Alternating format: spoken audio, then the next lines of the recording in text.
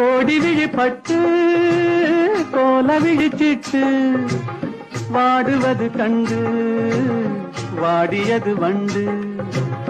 கோடி விழிப்பட்டு கோழிச்சிட்டு வாடுவது கண்டு வாடியது வண்டு.